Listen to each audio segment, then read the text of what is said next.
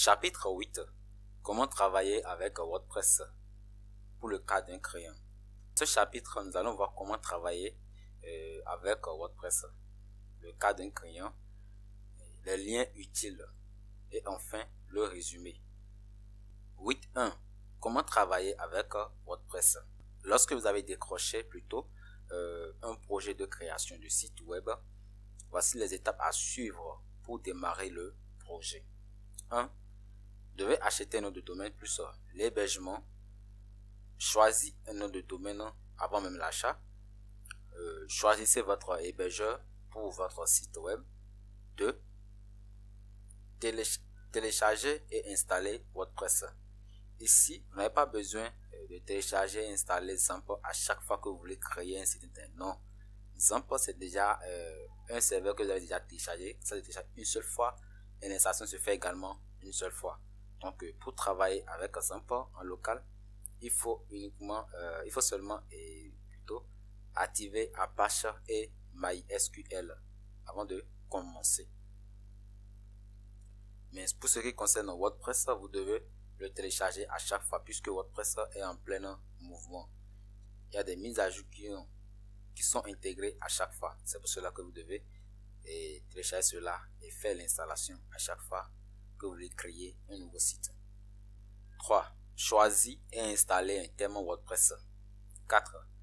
Créer la structure et les pages de votre site WordPress. 5. Rédiger le contenu de votre site. 6. Installer les plugins indispensables pour créer votre site WordPress selon le besoin du client. Que ce soit le référencement, la promotion, newsletters, mise en page, performance, WordPress Super Cache, etc. Et voilà, félicitations. Vous venez de créer votre site WordPress en 6 étapes. Le plus important à ne pas oublier, c'est la sécurité du site que vous venez de créer. Pendant que le site est encore en local, ça n'a encore aucun problème. Et lorsque le site est en ligne, sachez que le site est exposé à beaucoup de risques. Vous avez le choix soit de travailler en local et après l'envoyer en ligne, soit travailler directement en ligne.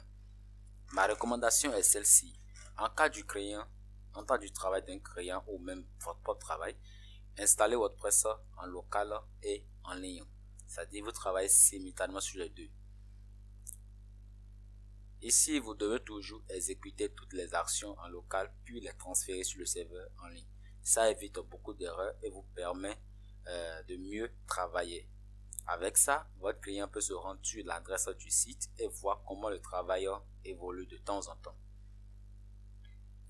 Et NB, les tests images, vidéos, couleurs et autres doivent être fournis par le client. Mais il arrive parfois et que certains sont fournis par vous-même.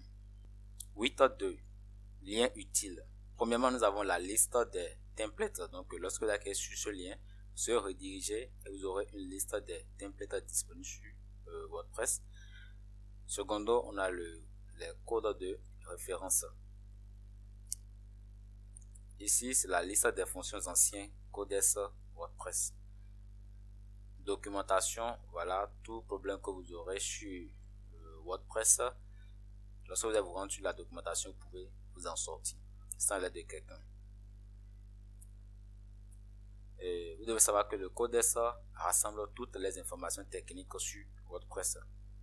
Donc, je vous laisse parcourir ces 4 différents liens utiles. 8.3. Résumé.